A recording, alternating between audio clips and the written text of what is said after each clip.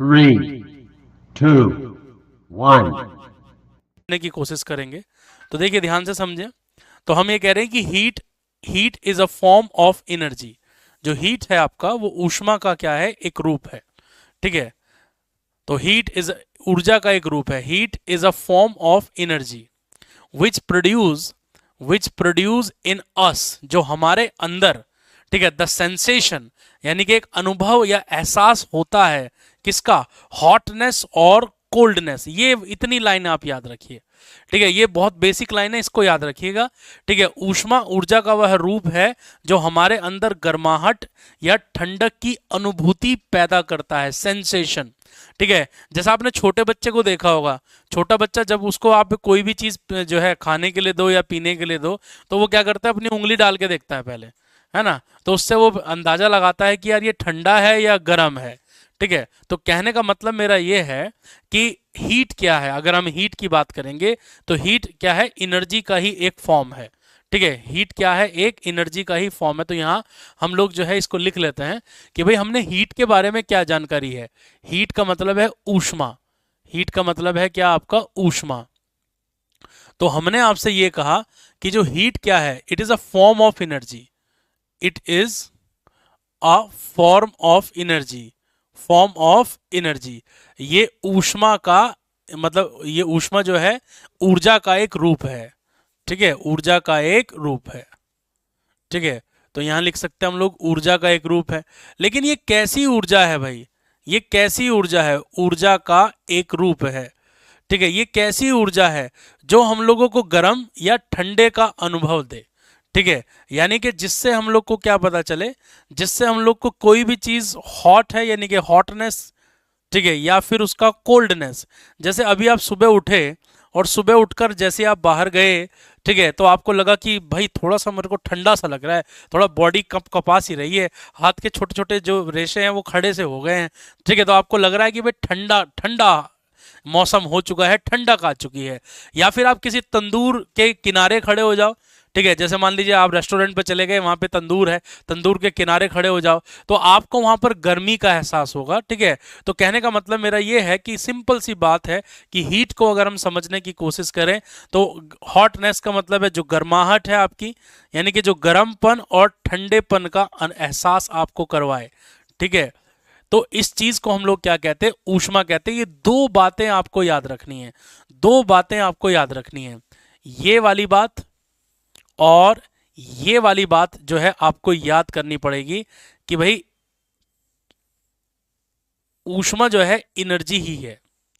लेकिन प्यारे बच्चों, यहां पर एक बहुत इंपॉर्टेंट बात यहां पर पैदा होती है। ठीक है, बहुत बाहर का टेम्परेचर बॉडी से ज्यादा तो गर्मी लगेगी, हाँ बिल्कुल सही है। ठीक है, आएंगे टेम्परेचर पर भी कि टेम्परेचर क्या है। लेकिन हम लोग यहां पर आपको बताएंगे कि ऊष्मा को परिभाषित करने के लिए कितने सिद्धांत हैं। ठीक है, कितनी थ्योरीज हैं। ठीक है, तो पहली जो थ्योरी है वो है आपकी कैलोरिक एक्सप्लेनेशन, कैलोरिक। ठीक है, कैलोरिक थ्योरी कहते हैं हम लोग इसको, क्या कहते हैं हम लोग इसको, कैलोरिक थ्योरी। नाम याद कीजिएगा, कैलोरिक थ्योरी ऑफ हीट। ठीक है, कैलोरिक थ्योरी ऑफ हीट का मतलब क्या है, ऊष्मा का कैलोरी सिद्धांत।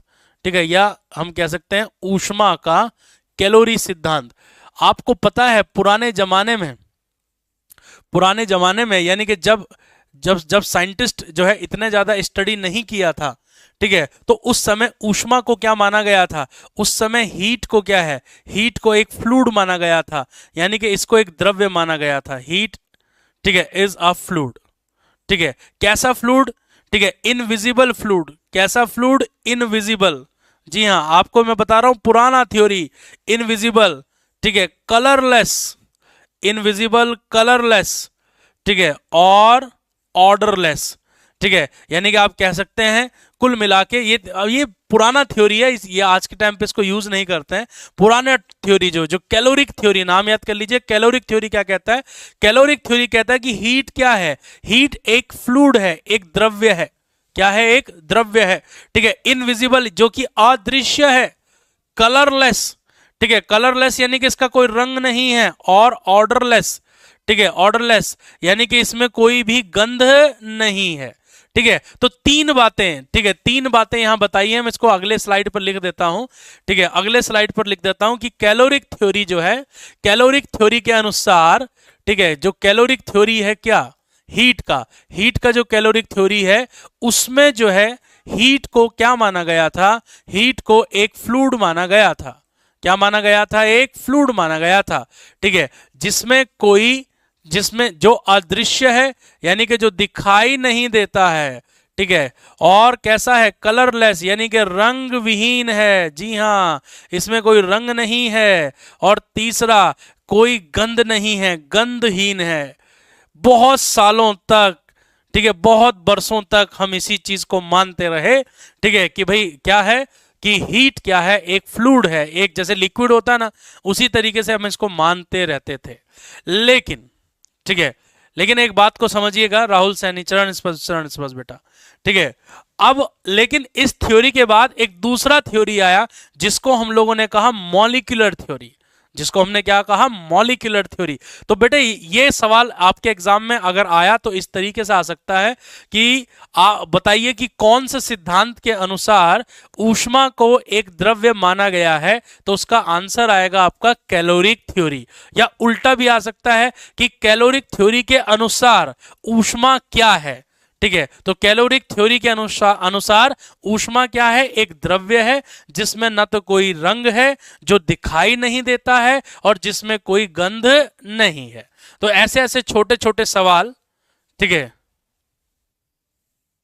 जब आप लिख के पढ़ाते तो कसम से ऑफलाइन वाला फील आ जाता है ऐसा है क्या, ठीक है। आज आपके सामने स्टूडेंट है क्या, नहीं नहीं आदर्श स्टूडेंट नहीं है मेरे सामने, स्टूडियो में हूं, स्टूडियो में से पढ़ा रहा हूं। चलो चलो आगे बढ़ते हैं थोड़ा सा। तो कैलोरिक थ्योरी याद करोगे मेरे बच्चों, मेरे बाल गोपालों, इसको याद करना, कैलोरी, ठीक है, कैलोरी थ्योरी या कैलोरी सिद्धांत। कैलोरी मिति नहीं है ये, कैलोरी मिति अलग चीज होती है, ठीक है, तो ये कैलोरी सिद्धांत है। चलते हैं अब आगे, बात करते हैं डायनामिक थ्योरी कह सकते हैं हम लोग उसको, क्या कह सकते हैं हम लोग उसको, जो है डायनामिक थ्योरी कह सकते हैं, डायनामिक थ्योरी ऑफ हीट। ये बात को समझिएगा, डायनामिक थ्योरी ऑफ हीट। तो डायनामिक थ्योरी को समझेंगे तो डायनामिक थ्योरी को आप कह सकते हैं ऊष्मा का गतिक सिद्धांत, ठीक है, ऊष्मा का, ठीक है, ऊष्मा का गतिक सिद्धांत, ठीक है, गतिक सिद्धांत, ठीक है। अब देखिए ये बताया गया कि जितने भी सॉलिड हो, चाहे लिक्विड हो, चाहे गैस हो, जितने भी हो, हम जानते हैं कि अगर किसी मैटर की हम बात करते हैं, किसी मैटर की हम बात करते हैं, किसी पदार्थ की बात करते हैं, ठीक है, तो यानी कि अगर हम बात करें वो किससे बना है, मेड अप ऑफ मॉलिक्यूल्स, वो मॉलिक्यूल से मिलकर बना है, अणुओं से मिलकर बना है। यानी कि अगर आप किसी द्रव्य की बात करते हैं प्यारे बच्चों, तो वो किससे मिलकर बना है, अणु से मिलकर बना है, ठीक है। और अणु, अणु की अपनी एक ऊर्जा होती है, ठीक है, तीन तरह की ऊर्जाओं की हम यहां बात करेंगे। उनकी गति के कारण हो सकता है कि उनके अंदर क्या हो, उनके अंदर वाइब्रेशनल काइनेटिक एनर्जी हो, उनके अंदर क्या हो, वाइब्रेशनल काइनेटिक एनर्जी हो, यानी कि कंपन गतिज ऊर्जा। हो सकता है कि उनके अंदर ट्रांसलेशनल काइनेटिक एनर्जी हो, ऋजु रेखीय गतिज ऊर्जा, ऋजु रेखीय गतिज ऊर्जा हो, या हो सकता है उनके अंदर रोटेशनल काइनेटिक एनर्जी हो, ठीक है, हो सकता है उनके अंदर क्या हो, रोटेशनल काइनेटिक एनर्जी हो, यानी कि घूर्णन गतिज ऊर्जा हो। तो क्या कहता है मॉलिक्यूलर थ्योरी, मॉलिक्यूलर थ्योरी ये कहता है कि किसी भी अणु की कुल गतिज ऊर्जाओं का जो योगफल है, किसी भी अणु की जो कुल गतिज ऊर्जाओं का जो योगफल है, उसी चीज को हमने क्या कहा, ऊष्मा कहा।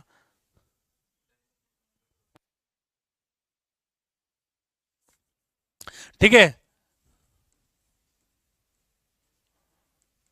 चलिए तो हम क्या कहेंगे यहां पर, मैं लिख देता हूं यहां पर, वाइब्रेशनल काइनेटिक एनर्जी को हम लिख सकते हैं कंपन गतिज ऊर्जा, ठीक है, कंपन गतिज ऊर्जा, कंपन गतिज ऊर्जा, ठीक है, कंपन गतिज ऊर्जा।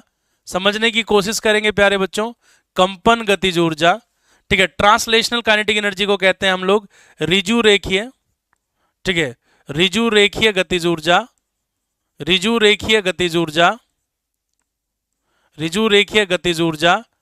और रोटेशनल काइनेटिक एनर्जी को हम लोग कहते हैं घूर्णन गतिज ऊर्जा। क्या कहते हैं हम लोग इसको, घूर्णन गतिज ऊर्जा। तो ये थ्योरी क्या कहती है, ये थ्योरी ये कहती है कि जो भाई ऊष्मा है ना, ठीक है, इसको अभी हम लोग थोड़ा सा एग्जाम्पल से आपको समझाने की कोशिश करेंगे। जैसे आपने कभी पानी गर्म किया होगा पतीले के अंदर, और सभी लोगों ने किया होगा चाय बनाते टाइम। तो आपने जब पानी गर्म किया होगा, ठीक है, तो पानी गर्म किया होगा तो आपने देखा होगा जो पानी के जो मॉलिक्यूल्स हैं, जैसे जैसे आप तापमान बढ़ाते रहते हो वैसे वैसे उनके अंदर जो है कंपन आने लगता है। तो कहने का मतलब मेरा सिर्फ यही है, एकमात्र जो है मैं कहना चाह रहा हूं कि ये सिद्धांत ये कहता है कि किसी भी वस्तु के अंदर अगर ऊष्मा है तो वो ऊष्मा का जो कारण है वो क्या है? ऊष्मा का जो कारण है मॉलिक्यूल यानी कि अणु की गतिज ऊर्जा, अणु की गतिज ऊर्जा। अब वो गतिज ऊर्जा किसी भी रूप में हो सकती है, या तो वो गतिज ऊर्जा कंपन के रूप में हो सकती है, या वो गतिज ऊर्जा ऋजु रेखे यानी कि सीधा अगर कोई मॉलिक्यूल जा रहा है, या फिर वो गतिज ऊर्जा घूर्णन के रूप में हो सकती है। हो सकता है कि मॉलिक्यूल इस तरह से रोटेट कर रहा हो। तो कुल मिला के इस थ्योरी का पोस्टमार्टम करने के बाद हम पहुंचे हैं एक नतीजे पर, और वो नतीजा क्या है? ठीक है, आज हमारी क्लास में जो है ओपी पटेल सर आए हैं। जानते हो आप ओपी पटेल सर को? हाँ, ओपी पटेल सर हैं हमारे जो है कोचिंग में, जीएस पढ़ाते हैं और ज़बरदस्त, ठीक है, मतलब जो है यूपीएससी को पढ़ाते हैं सर। और फिर अब यूपीएससी एनडीए भी कंडक्ट करता है। यूपीएससी का एग्ज़ाम जो यूपीएससी जो है एनडीए भी करवाती है, और आपको पता है आईएएस पीसीएस भी कराती है। ठीक है, तो मिलवाता हूँ मैं, आ जाओ पटेल सर से आपको, है ना। ये देखो पटेल सर हैं, ये हैं ओपी पटेल सर, ठीक है। हाँ ये सर की क्लास मैं ये नहीं कि मैं जो है सर को कुछ कह रहा हूँ, मैं सर से सीख रहा हूँ। मैंने रियल में यह थ्योरियां नहीं पढ़ी मैंने भी, आज मुझे मजा आ रहा है और मैं भी यहाँ बैठा बैठा पढ़ रहा हूँ। और देखो कब तक जो है पढ़ता रहूंगा, जब तक सर पढ़ाते रहेंगे। आप भी मजा लो, इन सर के जैसे काबिल सर आपको मिलने बहुत दुर्लभ है। तो आपको अगर ये मौका मिला है तो आनंद उठाइए बच्चों। मैं भी यहाँ बैठा हूँ, बच्चे भी देख रहे हैं कि कोई बैठा तो है, पर्चा ही पढ़ रही, कुछ ने कमेंट भी किया है। मैं ही बैठा हूँ बेटे मैं चुपके चुपके पढ़ रहा था। चलो थैंक यू तो पटेल सर जो है एक जो है महान व्यक्तित्व के धनी हैं, और साधारण जीवन शैली को जीने वाले व्यक्ति हैं। और मैं आपसे बार बार ये कहता हूँ कि आपके जीवन में ऐसे लोगों का साथ जरूर होना चाहिए जिनका व्यक्तित्व बिल्कुल साधारण हो, क्योंकि साधारण व्यक्तित्व ही असाधारण कार्य करता है जीवन में। ठीक है, और जिन जिन लोगों का व्यक्तित्व असाधारण होता है वो कुछ काम नहीं कर सकते। साधारण व्यक्तित्व से असाधारण काम होते हैं। ठीक है, बहुत बढ़िया। चलो चलो, बहुत बढ़िया। सुमित कह रहे हैं कि अच्छा है। चलो, हाँ, तो अगर इस थ्योरी का पोस्टमार्टम कर दें, तो इस थ्योरी का पोस्टमार्टम करने के बाद हम किस नतीजे पर पहुंचे हैं? हमें कहते हैं कि हम ये कह सकते हैं कि ऊष्मा का जो कारण है, ऊष्मा का जो कारण है, ठीक है, इस थ्योरी के अनुसार ऊष्मा का कारण, ठीक है, ऊष्मा का कारण, ठीक है, या हम कह सकते हैं कि किसी, लिख देता हूं यहां पर मैं कह सकता हूं किसी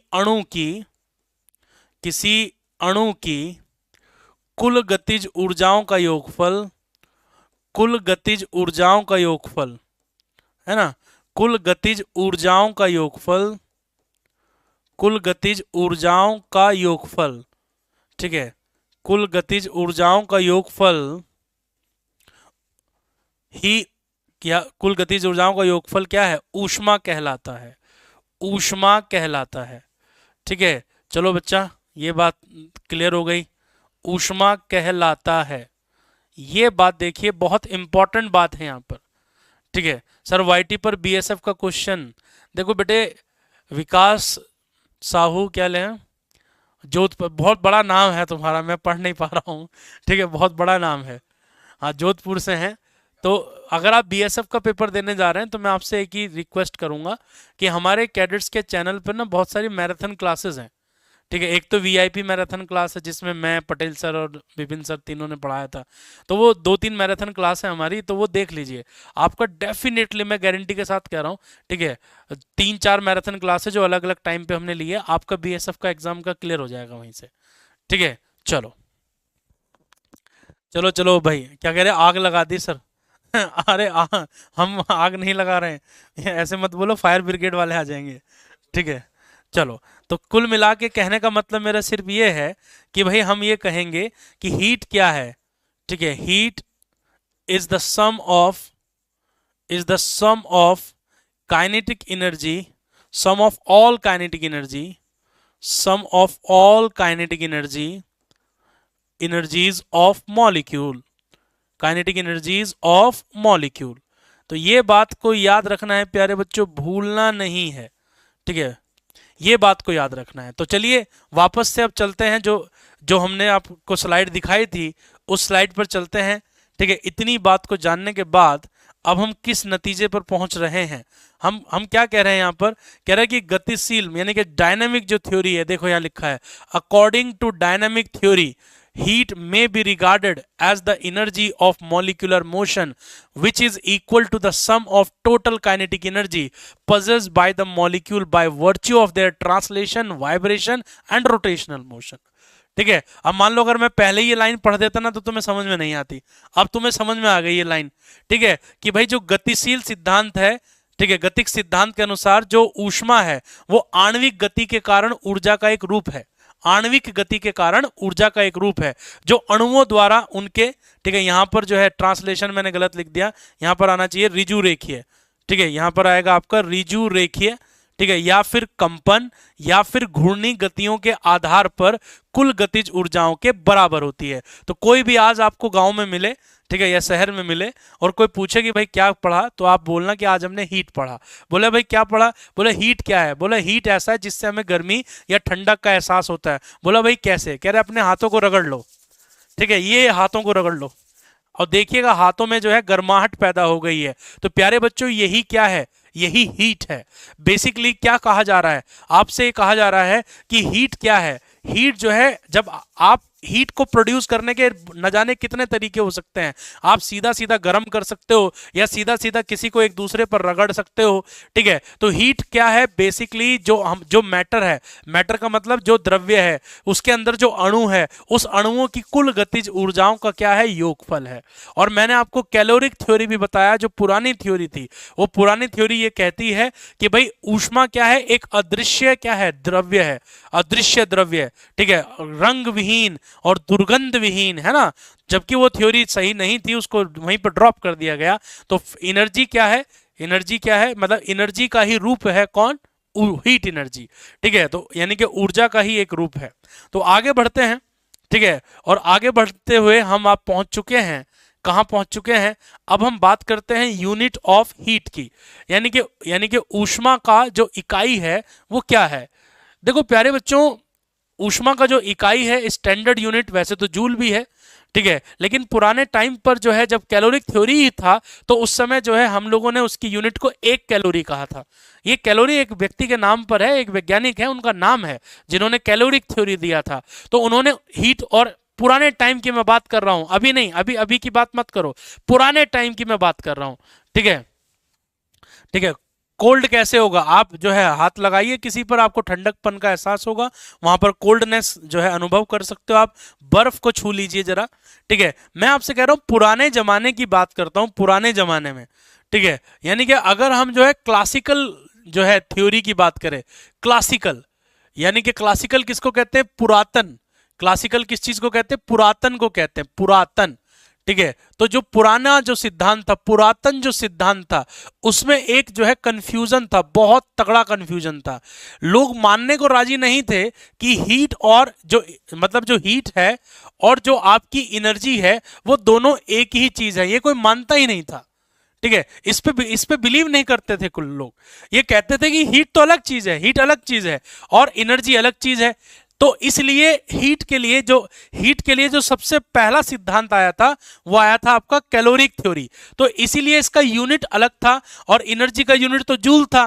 तो जूल और कैलोरी में लोग इन दोनों को अलग अलग समझते थे कि जूल अलग चीज है और कैलोरी अलग चीज है। लेकिन बाद में पता चला कि भाई जो हीट है ना वो एक एनर्जी तो है, तो इसका मात्रक कैलोरी भी हो सकता है और इसका मात्रक जूल भी हो सकता है। तो हम आपको बता रहे हैं कि इसका जो एसआई यूनिट है, ठीक है, वो तो एसआई यूनिट तो इसका जूल है। लेकिन अगर हम बात करेंगे कि हीट को किस जो है यूनिट में मापा जाता है, तो हीट को मापा जाता है जनरली कैलोरी में, और एक कैलोरी कितना होता है, एक कैलोरी आपका 4.186 जूल होता है, ये याद रखिएगा, ठीक है। एक कैलोरी में इतने जूल होते हैं, और जनरली जब छोटे बच्चों को पढ़ाया जाता है तो छोटे बच्चों को बताया जाता है कि बेटा एक कैलोरी में 4.2 जूल होते हैं। कितने जूल होते हैं, 4.2 जूल होते हैं, ये बात याद रखिएगा, ठीक है। अच्छा एक बात बताओ, मैं आपसे पूछता हूं कि मैंने सही लिखा या गलत लिखा, बताना मुझे जरा, है बताना मुझे। मैंने लिखा एक कैलोरी, मैंने लिखा एक कैलोरी इज इक्वल टू 4.12, मैंने 4.2 लिख दिया, मैंने 4.2 लिख दिया, और यहां लिख दिया मैंने जूल। अब और एक मैंने लिख दिया कि 1 कैलोरी, ठीक है, 1 calorie is equal to 4.2 joule, ठीक है। एक मैंने लिख दिया 1 calorie is equal to 4.2 joule, ठीक है। आपको लगेगा कि सर पागल हो गए, पता नहीं क्या क्या लिख रहे हैं। और एक लिखा 1 calorie is equal to 4.2 joule. अब मुझे बताओ कौन सा मैंने सही लिखा हुआ है, कौन सा मैंने गलत लिखा हुआ है, ठीक है। अरे मिथिलेश तुम्हारा ईमेल मिला ही नहीं, मैंने आज बात करी, अभी मैंने उससे चंद्रेश से बात करी, और उससे क्या नाम है, उससे सुमित ठाकुर से भी बात करी सुबह मैंने, ठीक है, और गोलू से बात की थी शाम को, ठीक है। ऐसा नहीं है, मैं आप उससे मैंने कहा था जो ईमेल किया है उसे नंबर डाल दो उसके अंदर। बताओ मुझे कौन सी बात मैंने सही लिखी है, कौन सी बात मैंने गलत लिखी है, कौन सी, यहां पे देखो कौन सी बात सही है या कौन सी बात गलत है। ABCD लगा देते हैं, है ना, ABCD लगा देते हैं, ABCD लगा देते हैं। ये हो गया A, ये हो गया A, ये हो गया B, ठीक है, और ये हुआ C, और ये हुआ आपका D। तो मुझे आपको बताना है कि मैंने कौन सी बात सही लिखी है और कौन सी बात गलत लिखी है, ठीक है। कौन सी बात सही लिखी है और कौन सी बात सही गलत है। 1 और 4 सही है, कह रहे हैं कि 1 और 4 सही है, यानी कि ये वाला और ये वाला सही है। देखो बच्चा, अब यहीं पर, ठीक है, यहीं पर जो है, ठीक है, यहीं पर हम लोग आपको समझाने की कोशिश करेंगे, बेटा कैलोरी भी किसी व्यक्ति का नाम है और जूल भी किसी व्यक्ति का नाम है। जब भी किसी साइंटिस्ट के नाम पर यूनिट हो, जब भी किसी साइंटिस्ट के नाम पर यूनिट हो और आप उनका पूरा नाम लिखना चाह रहे हो, तो हमेशा स्मॉल लेटर से ही स्टार्ट करना है। तो यहां हमने कैलोरी पूरा लिखा है और जूल भी पूरा लिखा है, तो ये स्मॉल लेटर से स्टार्ट किया है, तो ये सही है, ये क्या है, सही है, ठीक। जब आप उनका सिंबल लिख रहे हो तो आपको कैपिटल लेटर यूज करना है। तो आप देखिएगा यहां पर मैंने जो है, यहां पर मैंने जो है, ये देखो यहां पर मैंने सिंबल लिखा, तो ये कैलोरी तो सही लिखा हुआ है, लेकिन जूल को मैंने कैपिटल कर दिया, तो यानी कि ये वाला तो गलत हो गया, ठीक। हाँ, मैं अगर मैं सिर्फ जे लिखूंगा तब से, यहां देखो, यहां पर देखिए, यहां भी मैं कैपिटल लेटर ले रहा हूं, यहां भी मैं कैपिटल लेटर ले रहा हूं, कैपिटल सी, और यहां कैपिटल जे, तो ये बात सही मानी जाएगी। यहां क्या गलती हो गई, यहां देखो, यहां मैं पूरा नाम लिख, मैं उनका पूरा नाम नहीं लिख रहा हूं, लेकिन स्टार्ट कहां से कर रहा हूं, स्मॉल लेटर से, तो ये बात यहां पर ये क्या हो गई, गलत हो गई।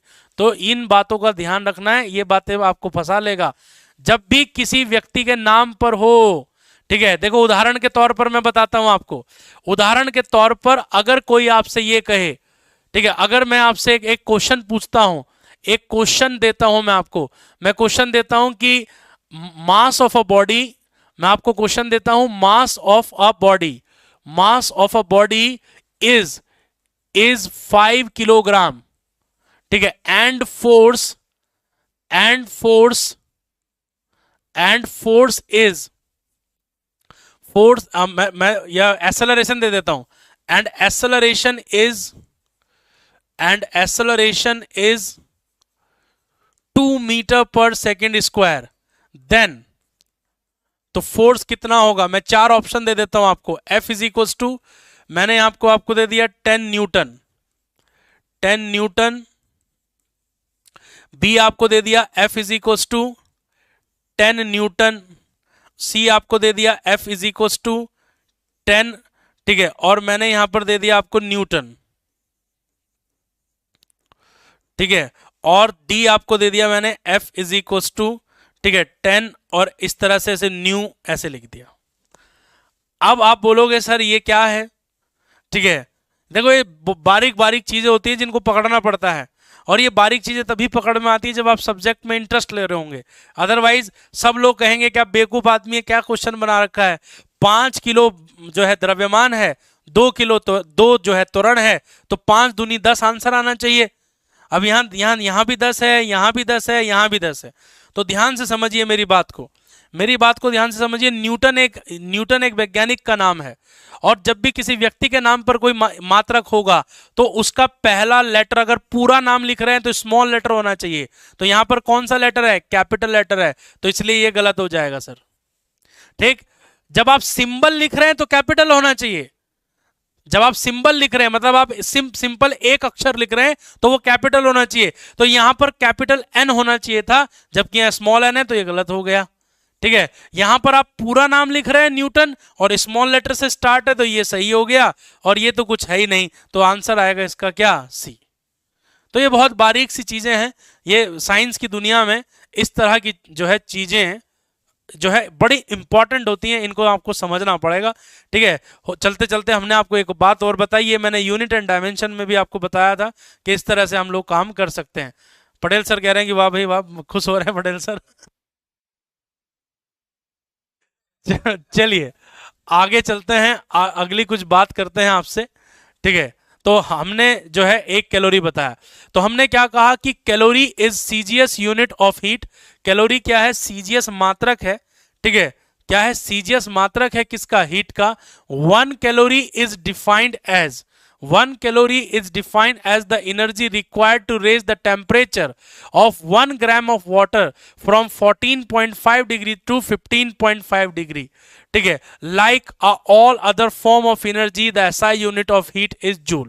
कह रहा है कि अगर 1 ग्राम पानी ले लें, क्या ले लें भाई साहब, 1 ग्राम पानी ले लें, और 1 ग्राम पानी को कहां से, 14.5 डिग्री सेल्सियस से 14.5 डिग्री सेल्सियस से 15.5 डिग्री सेल्सियस तक गर्म कर दें।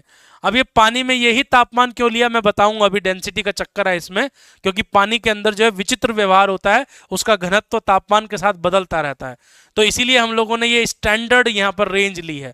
आप बोल सकते थे सर 1 से 2 डिग्री भी तो ले सकते थे, सर 2 से 3 डिग्री भी तो ले सकते थे। अभी इसी चैप्टर में हम पढ़ेंगे पानी का जो विचित्र व्यवहार है उसके बारे में हम जानकारी लेंगे। तो अगर आप 1 ग्राम पानी को 14.5 डिग्री सेल्सियस से 15.5 डिग्री सेल्सियस तक गर्म करो, तो जितना आपको एनर्जी चाहिए, जितना आपको एनर्जी चाहिए, उतनी एनर्जी को हम क्या कहेंगे, 1 कैलोरी कहेंगे। उतनी एनर्जी को हम क्या कहेंगे, 1 कैलोरी कहेंगे। ये बात याद कीजिएगा, बहुत इंपॉर्टेंट है, बहुत इंपॉर्टेंट है। ठीक है,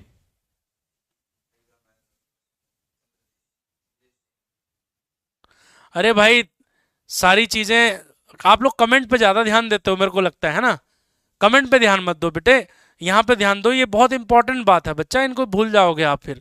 ठीक है, अब ये जो है एग्जाम में आने वाली चीज है, ये वहां पे फंसाएगा आपको, 15 से 16 डिग्री कर देगा, 14 से 15 डिग्री कर देगा, ठीक है, 14.5 से 15.5 भी देगा ऑप्शन। तो ये देखो देखो, एग्जाम पढ़ने से नहीं निकलता है, एग्जाम निकलता है किससे, तेज शार्प माइंड चाहिए एग्जाम के लिए। मतलब आपको वो चीज पिक करनी है जो चीज में लोग कंफ्यूजन होते हैं। जब मैं पढ़ता था तो मैंने अपने पापा से पूछा कि भाई एग्जाम में कौन से क्वेश्चन आते हैं, तो मेरे पापा ने सीधा जवाब दिया था और आज तक मुझे याद है, बोले बेटे जिसमें तू कंफ्यूज है ना वही एग्जाम का सवाल है ना। ये उन्होंने बात खत्म कर दी। ठीक है, मैंने कहा इंपॉर्टेंट क्या है, बोले जो तुझे नहीं आता वो इंपॉर्टेंट है। ठीक है मैंने बड़ा गजब हो गया। ठीक है, तो उन्होंने मुझे पहचान बताई थी कि जिसके अंदर कंफ्यूजन ज्यादा रहता है, जिसको भूलने के चांस ज्यादा रहते हैं, जिसमें दाएं बाएं आदमी जो है ध्यान नहीं रखता, ध्यान से उतर जाता है, तो वो सवाल ही पेपर के अंदर पूछा जाता है। ठीक है, तो यहां पर आपको ये याद रखना है कि कैलोरी जो है हीट का जो है एक मात्रक है। अब हम बात करते हैं जूल मैकेनिकल इक्विवेलेंट की, जूल का यांत्रिक समतुल्य। अब ऐसा हुआ कि जो जूल थे और जो कैलोरी थे, ठीक है, दोनों अलग अलग जो है वैज्ञानिक थे। अब कैलोरी तो कैलोरिक सिद्धांत दे रहे हैं, और जूल क्या कह रहे हैं, जूल ने अपना एक जो है सिद्धांत दिया था जूल ने हीट का सिद्धांत दिया था। तो दोनों ने के बीच में जो है एक मसला जो है यहां पर ये है, तो जूल ने जो है एक इक्विवेलेंट तैयार किया। इक्विवेलेंट का मतलब क्या, मैं समझाऊंगा, देखो यहां पर इसको समझाने की कोशिश करेंगे। तो पहले समझिएगा Joule's mechanical equivalent of heat, यानी कि जूल का यांत्रिक समतुल्य ऊष्मा। तो जूल ही वो वैज्ञानिक थे, जूल ही वो वैज्ञानिक थे जिन्होंने जूल और कैलोरी, यानी कि जिन्होंने वर्क और हीट यानी कि जिन्होंने एनर्जी और हीट के बीच में एक संबंध बताया था। उन्होंने कहा था एनर्जी ही हीट है। उन्होंने कहा था कि किसी चीज पर जितना काम करोगे उतनी ही ऊष्मा पैदा होगी। ऐसा कहने वाले कौन थे? जूल थे। ऐसा कहने वाले जूल थे। क्या कहा उन्होंने? Whenever a given amount of work is converted into heat, always the same amount of heat is produced। यानी कि अगर आपने 5 जूल काम किया है तो कितना ऊष्मा पैदा होगा? 5 जूल ही ऊष्मा पैदा होगा। ठीक है, ऐसा कहने वाले कौन थे? ऐसा कहने वाले जूल थे। आपको लग रहा होगा कि ये तो बहुत बेसिक सी बात है, ये तो हम भी कह सकते थे, लेकिन उस जमाने में, जिस जमाने में लोग मानने को तैयार नहीं है कि हीट और एनर्जी एक ही चीज है, उस जमाने में जूल एक संबंध लेके आ रहे हैं, एक कल्पना वहां पर लोगों को बता रहे हैं कि भाई जो काम है ना, जो कार्य होता है, यानी कि जो कार्य होता है वही ऊष्मा में जो है कन्वर्ट हो जाता है। यानी कि हीट और एनर्जी दोनों एक ही चीज है। हीट और एनर्जी क्या है? दोनों एक ही चीज है। ठीक है, चलिए आगे चलते हैं। नई थ्योरी इन्वेंट करने की सोचा आपने कभी? बेटे रिसर्च क्या होती है? अनसर्टेनिटी होती है। कभी रिसर्च देखो, अब देखो, जो अल्बर्ट आइंस्टाइन थे, ठीक है, उनके दिमाग में भी एक ख्याल ही तो था भाई। अब एक बात बताओ, जो ऑस्टेड थे, ऑस्टेड ने बताया था कि इलेक्ट्रिक करंट जो है मैग्नेटिक फील्ड प्रोड्यूस करती है ना, कि धारा के अंदर चुंबकीय प्रभाव होता है। वहां पर एक आदमी खड़ा हुआ है जो पढ़ा लिखा नहीं है, वो एक सवाल करता है ऑस्टेड से। क्या सवाल करता है? कि अगर करंट मैग्नेटिक फील्ड प्रोड्यूस करती है तो क्या मैग्नेटिक फील्ड भी करंट पैदा कर सकती है? उस अनपढ़ आदमी का नाम, जो कभी स्कूल नहीं गया, कॉलेज नहीं गया, उसका नाम था माइकल फैराडे। ठीक है, और माइकल फैराडे ने ही विद्युत चुंबकीय प्रेरण का सिद्धांत दिया, आपको पता होगा, law of electro magnetic induction. और उसी के बेसिस पर जनरेटर चल रहा है, टरबाइन चल रही है, मोटर चल रही है। ठीक है, तो रिसर्च क्या होती है? रिसर्च एक तुक्का होता है। ठीक है, साइंस की दुनिया में रिसर्च क्या होता है? एक तुक्का होता है। क्या पता आप कभी चल रहे हो और चलते चलते आपके दिमाग में कुछ आ जाए। ठीक है, डॉक्टर रमन जो है अपनी विदेश यात्रा पे ही तो गए थे, और खिड़की से उन्होंने, जहाज की खिड़की से समुद्र को देखा ही तो था, और यही तो ख्याल आया कि समुद्र का पानी इतना नीला क्यों दिखाई दे रहा है। ठीक है, वहीं से बना दिया रमन्स इफेक्ट, और बता दिया कि जब किसी ऑर्गेनिक सॉल्यूशन में किसी लाइट को पास किया जाता है तो वो अलग अलग वेवलेंथ में टूट जाती है। एक स्टोक्स लाइन थी, एक एंटी स्टोक लाइन थी, एक थी रिले लाइन, और doctor C V Raman Nobel prize प्राप्त कर गए। ठीक है, तो रिले स्कैटरिंग को उन्होंने व्याख्यात कर दिया था, है ना। तो ये जो है बहुत बड़ी बड़ी चीजें हैं। देखो, ये फिजिक्स की दुनिया बड़ी विचित्र है। चलो अब ध्यान से समझो मेरी बात को। तो जूल इक्विवेलेंट क्या होता है? तो जूल ने, ठीक है, मतलब जब दो लोगों के बीच में जो है गठजोड़ हो जाए, जब दो लोगों के बीच में हाथापाई की नौबत आ जाए, ठीक है, और हाथापाई की नौबत किस किस के बीच में चल रही है? हाथापाई की नौबत चल रही है कैलोरी के बीच में और जूल के बीच में। अब जूल ये कह रहे हैं कि भाई ये यही है, तो लोगों ने कहा कि 1 जूल कितने कैलोरी के बराबर होगा? तो उसी को कहते हैं जूल इक्विवेलेंट। क्या कहते हैं उसी को हम लोग? Joule equivalent. और इसको किससे डिनोट किया गया? जे से डिनोट किया गया। जैसे मान लो आप अपने देश के अंदर, मतलब आप अपने गांव में एक करेंसी यूज करते हो, ठीक है, आप यूज करते हो क्या? रुपया यूज करते हो।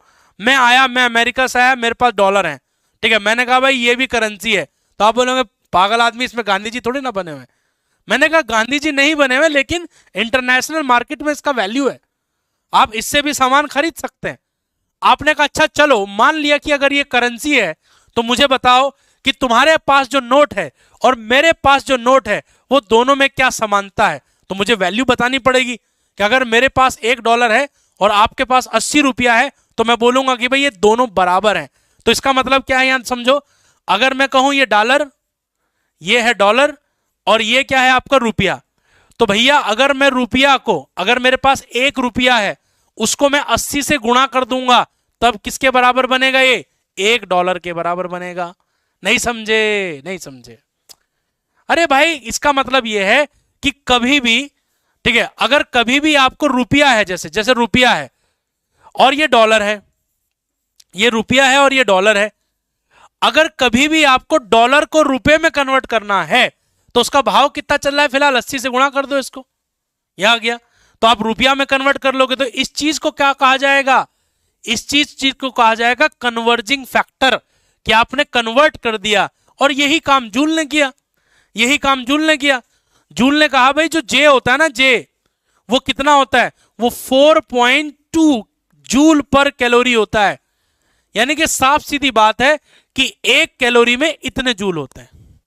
साफ सीधी बात है, 1 कैलोरी में इतने जूल होते हैं। तो नाम याद रखिएगा, इसको हम लोग क्या कहते हैं? इसका नाम क्या था? जे का, जे का नाम था joule mechanical equivalent of heat, यानी कि जूल का यांत्रिक समतुल्य। ठीक है, इसको किससे डिनोट करते हैं हम लोग? जे से डिनोट करते हैं। किससे डिनोट करते हैं? जे से डिनोट करते हैं। चलो भाई, बहुत अच्छी बात है। सीबैक इफेक्ट क्या होता है बताएंगे? बताएंगे बेटे। चलो नेक्स्ट देखिए, अब आगे ये वाली बात को समझ आ गई हमें। ये बात बड़ी इंपॉर्टेंट थी, ये बात हमने समझ ली। बिल्कुल लग रही है। हमने कहा कितनी लग रही है? बोले ये तो नहीं पता कितनी लग रही है, लेकिन लग बहुत रही है। ठीक है, हमने कहा आपको ठंड लग रही है? बोले हाँ ठंड तो लग रही है। हमने कहा कितनी लग रही है? कि सर लग रही है, बहुत लग रही है, पर ये नहीं पता कितनी लग रही है। यानी कि आपके पास एक संख्या नहीं है, आपके पास एक संख्या नहीं है कि आप उस हॉटनेस और कोल्डनेस को क्या कर सको। ठीक है, क्या?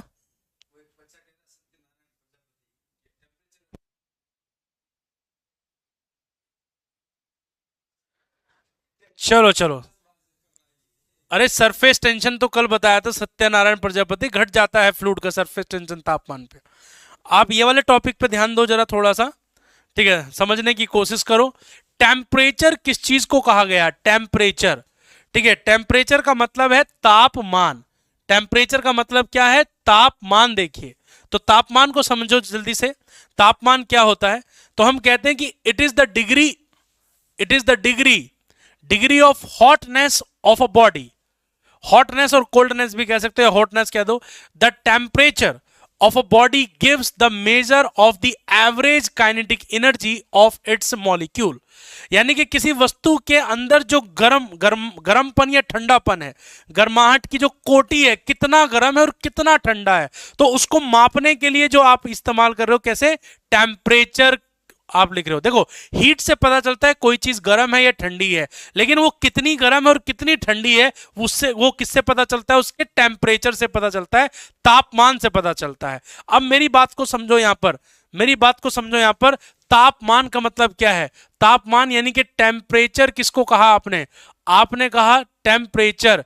तो सिंपल हम बात करेंगे, टेम्परेचर क्या है? It is a measurement, it is a measurement of heat. Measurement of heat आप कह सकते हैं, ये एक मेजरमेंट है, या एक मेजरमेंट है किसका? हीट का मेजरमेंट है। कि आप अगर ये पता करना चाह रहे हैं कि ऊष्मा कितनी उसके अंदर है, तो वो पता किससे चलता है? आपको टेम्परेचर से पता चलता है। यानी कि आप कह सकते हैं कि ऊष्मा का जो मापन है, ऊष्मा का मापन, ऊष्मा का जो मापन है वो क्या है? वो तापमान है। ऊष्मा का मापन क्या है? तापमान है। ऊष्मा का मापन किस चीज को कह रहे हैं बच्चा? तापमान को कह रहे हैं। ये बात आपको याद रखनी है। तो बेसिकली अगर आप देखोगे तापमान क्या है, तापमान का जो यूनिट होता है वो आप डिग्री सेल्सियस या यूज करते हो, या फिर आप केल्विन यूज करते हो। और जबकि आप हीट कैसे यूज करते हो? हीट का यूनिट क्या होता है? हीट का यूनिट या तो आपका कैलोरी है या फिर आपका क्या है? जूल है। दोनों में अंतर समझना पड़ेगा, दोनों में अंतर समझना पड़ेगा, क्लियरली अंतर है। अब मेरी बात को समझो भाई, टेम्परेचर को मापने के लिए क्या इस्तेमाल किया जाता है? थर्मोमीटर इस्तेमाल किया जाता है। ठीक है, किस डिवाइस से इस्तेमाल किया जाता है? तो हम कहेंगे अ डिवाइस, हम कहेंगे अ डिवाइस दैट यूज्ड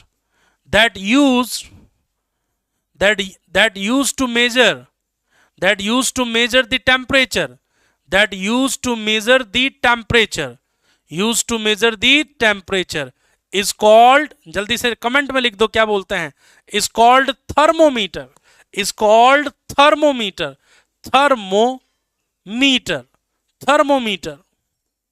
ठीक है, यानी कि तापमान को मापने का उपकरण क्या होता है, तापमान को मापने का, तापमान को मापने का उपकरण, मापने वाला उपकरण, मापने वाला उपकरण क्या है, थर्मामीटर है। क्या है, यहां पर लिख देते हैं हम लोग, थर्मामीटर है। बेटे थर्मल का मतलब भी हीट होता है। ठीक है, ये एक जो है ग्रीक वर्ड है, थर्मल क्या है, एक ग्रीक वर्ड है, उसको हम लोग ऊष्मा कहते हैं, हिंदी में ऊष्मा कहते हैं। तो थर्मोमीटर जो ऊष्मा को माप के आपको बता दे। ठीक है, थर्मोमीटर याद रखिएगा। फ़ारेनहाइट क्या है गुरुजी, बता रहे हैं बच्चे, बता रहे हैं, फ़ारेनहाइट भी बताएंगे अब आपको। अब मेरी बात को ध्यान से समझना, आपने कहा गुरुदेव एक बात बताओ, ये जो थर्मोमीटर होता है ये किस चीज का बना होता है, थर्मोमीटर, बहुत अच्छा सवाल है आपका। ठीक है, आपने कहा सर ये जो थर्मोमीटर होता है ना, थर्मोमीटर, ये कौन से मटेरियल का बना होता है, यानी कि जो थर्मामीटर होता है वो किस मटेरियल का बना होता है, या किसी भी चीज का बना सकते हैं, लकड़ी का बना दे। आपने सोचा गुरुजी रेते का बना दे, रेत का बना दे, सर दूध का बना दे, दूध का, सर पनीर का थर्मामीटर बना दे, नहीं नहीं नहीं नहीं नहीं। थर्मामीटर जिस मटेरियल का बना होता है उसको कहते थर्मोमीट्रिक मटेरियल, थर्मोमीट्रिक मटेरियल याद रखिएगा, थर्मोमीट्रिक सब्सटेंसेस, थर्मोमीट्रिक सब्सटेंसेस, उनको हम लोग कहते हैं, क्या कहते हैं, थर्मोमीट्रिक, थर्मोमीट्रिक पदार्थ। अब गुरुजी एक बात बताओ, ये थर्मोमीट्रिक पदार्थ क्या भला है। ठीक है, थर्मोमीट्रिक पदार्थ क्या है, हमने आपने कहा गुरुजी पनीर का थर्मामीटर बना लो, मैंने कहा नहीं नहीं, पनीर का थर्मामीटर नहीं बना सकते, हम पनीर का थर्मामीटर नहीं बना सकते। हम जो है थर्मामीटर ऐसे मटेरियल का बनाएंगे जिसके अंदर कोई ऐसा गुण होगा जो तापमान पर निर्भर करता होगा। यानी कि थर्मोमीट्रिक मटेरियल कौन होते हैं, हम कहते हैं कि a substance, a substance, a substance whose any property, whose any property, any property directly depends on, directly depends on temperature, directly depends on temperature।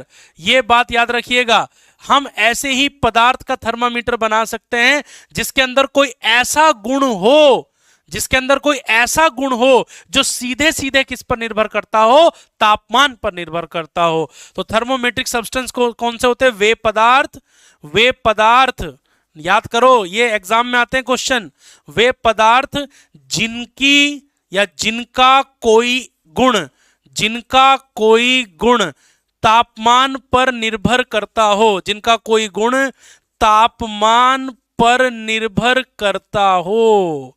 ये बच्चा याद रखना है इस बात को, निर्भर करता हो। फॉर एग्जाम्पल मर्क्यूरी, मर्क्यूरी पारा, पारे के अंदर कैसा गुण है, पारे को जैसे जैसे आप तापमान दोगे तो वो फैलना शुरू हो जाएगा। ठीक है, तापमान के अंदर ऐसा, मतलब पारे के अंदर ऐसा गुण है, तो पारे को हम क्या कह सकते हैं, थर्मोमीट्रिक सब्सटेंस कह सकते हैं। क्या कह सकते हैं, थर्मोमीट्रिक सब्सटेंस। अब पनीर को आप गर्म करो तो पनीर फैलता थोड़ी ना है, या पनीर सिकुड़ता थोड़ी ना है, तो हम पनीर से क्या कर सकते हैं, पनीर से थर्मोमीटर नहीं बना सकते, प्लैटिनम से बना सकते हैं। क्योंकि अगर आप देखेंगे जैसे जैसे टेम्परेचर बढ़ता है तो प्लैटिनम का रेजिस्टेंस घटता है। प्लैटिनम का रेजिस्टेंस क्या होता है, चेंज होता है। तो आपने आजकल देखा होगा डिजिटल थर्मोमीटर आ रहे हैं ना, ठीक है, वहां पे ऐसे मुंह में रखते हैं, रीडिंग आ जाता है, तो वो क्या है, आपका प्लैटिनम से बना हुआ है, platinum resistance thermometer, platinum resistance thermometer. ठीक है, ये बात याद रखना प्यारे बच्चों कि थर्मोमीटर हम उसी पदार्थ का बना सकते हैं, उसी मटेरियल का बना सकते हैं जिसके अंदर कोई ऐसा गुण मौजूद हो जो सीधे सीधे डिपेंड करता हो किस पर, तापमान पर निर्भर करता हो। अब मान लेते हैं कि हमारे पास ये पानी है, ठीक है, मान लो हमारे पास ये पानी है। अब इस पानी को मैंने गर्म किया, इस पानी को मैंने गर्म किया, तो गर्म करके अगर मैंने देखा कि जैसे जैसे मैं इसको गर्म कर रहा हूं वैसे वैसे वैसे वैसे इसका लेवल बढ़ रहा है, तो इसका मतलब इसके अंदर एक गुण है, और इसके अंदर एक गुण है जो तापमान पर निर्भर कर रहा है तो मैं इसका क्या कर सकता हूं, इसका थर्मोमीटर बना सकता हूं, इसका थर्मोमीटर बना सकता हूं। या फिर आप ये बोलो सर मेरे घर में एक डंडा है। मैंने कहा बहुत अच्छी बात। कह रहा सर जैसे ही उस डंडे को गर्म करते हैं वो डंडा छोटा हो जाता है। मैंने है भाई। कह रहा सर जितना गर्म करोगे उतना छोटा हो जाएगा। तो मैंने कहा भाई वो मटेरियल कौन सा मटेरियल है, उस मटेरियल को हम कहेंगे थर्मोमीट्रिक सब्सटेंस। क्या कहेंगे, थर्मोमीट्रिक सब्सटेंस। ठीक है, ये बात याद रखिएगा। ठीक है सर और भी कोई है इसके अलावा, मैंने बताया प्लैटिनम है, ठीक है, या थर्मोकपल जो है आपका रेजिस्टेंस है, या फिर आप जो है आप गैसेस जो है हम लोग जो है गैसेस थर्मोमीटर भी लेते हैं, गैस से भी बना सकते हैं। ठीक है, गैस से भी बना सकते हैं हम लोग।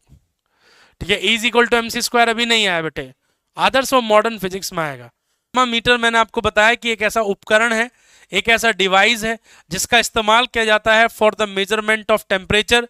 ठीक है, it make use of some measurable properties called thermometric property of a substance which changes linearly with temperature. कह रहा है कि यह एक ऐसा पदार्थ जिसके अंदर मापने योग्य गुण हो, ठीक है, जो सीधे सीधे निर्भर करता हो किस पर, तापमान पर निर्भर करता हो। तो ये बात बेटे याद रखना, ये बड़ी इंपॉर्टेंट बात है। ठीक है, अब मैं आपको आगे लेके चलता हूं और आगे मैं आपको बताता हूं कि जो टेम्परेचर स्केल होते हैं, जो डिफरेंट डिफरेंट टेम्परेचर स्केल होते हैं, उनके बारे में मैं आपको एक बात बताता हूं। ठीक है, उनके बारे में आपको एक बात बताता हूं, तो ध्यान से समझिएगा। ठीक है, ध्यान से समझिएगा। देखिए ध्यान से, कौन कौन से स्केल है यहां पर मैं लिख देता हूं, नाम आपको दिख रहा होगा। ठीक है, ये वाला स्केल कौन सा है, ये सेल्सियस स्केल है। कौन सा स्केल है, ये सेल्सियस स्केल। थोड़ा ऊपर ले लेता हूं इसको, है ना, ये वाला। तो ये वाला कौन सा स्केल है, ये वाला आपका सेल्सियस स्केल है। सेल्सियस स्केल में जो लोअर पॉइंट होता है, जो लोअर पॉइंट है, वो किसको माना गया, वो माना गया आपका जो है 0 डिग्री को। ये फ्रीजिंग पॉइंट जो है आपका, फ्रीजिंग पॉइंट। ठीक है, ये देखो ये आपका जो है सेल्सियस, डिग्री सेल्सियस स्केल है। अगला स्केल कौन सा है, ये फ़ारेनहाइट स्केल है। ये कौन सा स्केल है, फ़ारेनहाइट स्केल है। ये वाला कौन सा स्केल है, ये केल्विन स्केल है। ठीक है, और ये वाला कौन सा स्केल है, रैंकाइन स्केल है, रैंकाइन स्केल है। और तीसरा स्केल कौन सा है, ये तीसरा स्केल है आपका र्यूमर स्केल, र्यूमर स्केल। अब इन तीनों स्केल के बारे में हम बात करते हैं। कौन कौन सा स्केल, ठीक है, एक सेल्सियस स्केल, एक फ़ारेनहाइट स्केल, एक केल्विन स्केल और एक र्यूमर स्केल। रैंकाइन स्केल जो है यूज में इतना नहीं है, रैंकाइन स्केल जो है यूज में इतना नहीं है। तो आइए समझने की कोशिश करते हैं कि भाई डिग्री सेल्सियस स्केल क्या है, डिग्री सेल्सियस स्केल को समझते हैं।